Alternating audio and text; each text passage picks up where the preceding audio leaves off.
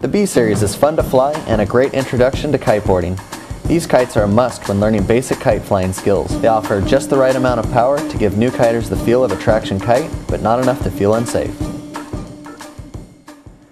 When choosing a location to fly your B2, look for a wide open area with smooth wind and free of obstacles, including fences, power lines, trees, roads, and people. Once you have found the ideal location, unroll your kite with the trailing edge facing the wind and secure it by placing a few small rocks or sand on the trailing edge. The thin black lines attached to the kite is called the bridle. The bridle has a left side and right side. Pick up both sides and do a visual check to make sure there are no tangles in the bridle. When you know the bridle is tangle-free, then it's time to connect the flying lines. Unroll a few feet of line off your line winder and match up the green flying line with the green bridle attachment and the red flying line to the red bridle attachment. Now make a lark's head knot with the end of your flying line.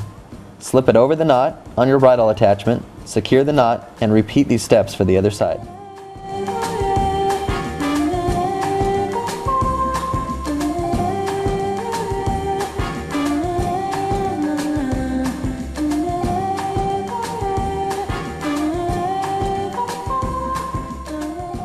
Unroll the rest of your flying line while walking backwards, then attach your flying lines to the control bar leader lines, also using a lark's head knot.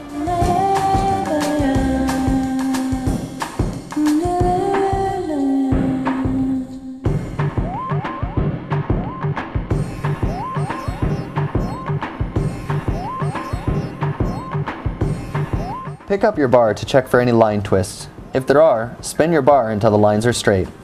Once you untwist the lines, do a visual check to make sure the Slingshot logo on the bar is faced towards you and on the left-hand side. The bar should always be in this position to assure you that it's right side up.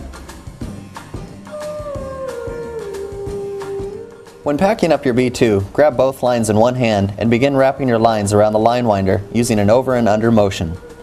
Continue wrapping your lines until you're a few feet from the bridle, then wrap your flying lines tightly around the end of your bar to secure your lines. Fold one wingtip to the center and place the bar on the fabric of the kite to prevent it from getting tangled in the bridle. Then roll the wingtips to the center and repeat those steps on the other side. Now you can pack it away in this stuff sack and it is ready to go for next time.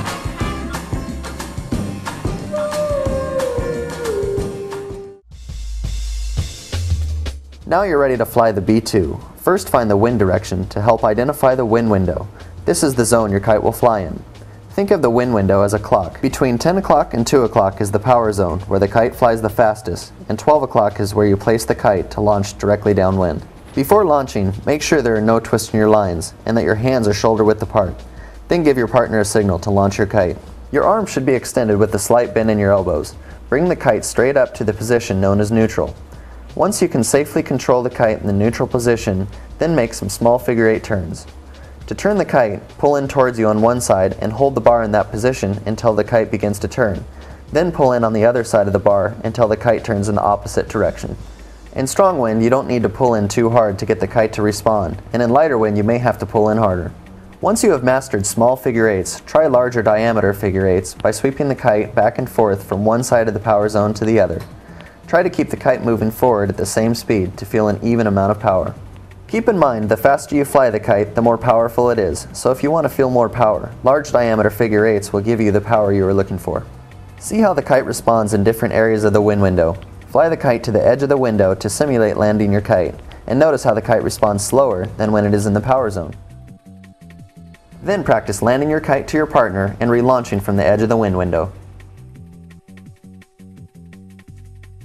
Another skill that will help is to run with the kite. This creates apparent wind and allows the kite to fly when there is a lull in the wind or the wind is super light.